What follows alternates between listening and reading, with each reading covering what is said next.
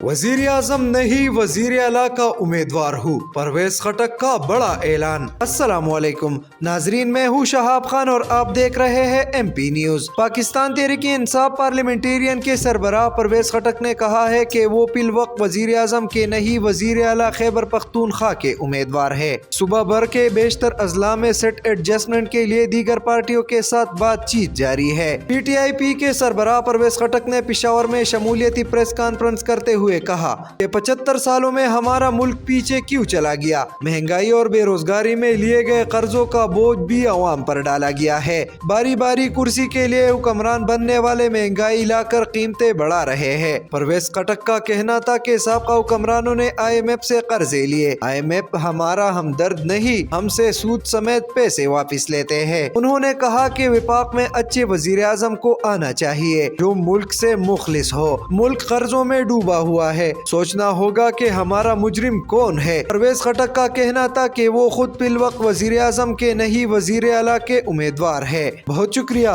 मजीद खबरों और अपडेट्स के लिए देखते रहिए MP न्यूज। MP न्यूज सवाल समेत मुल्की और गैर मुल्की खबरें आप तक पहुंचाए सबसे पहले।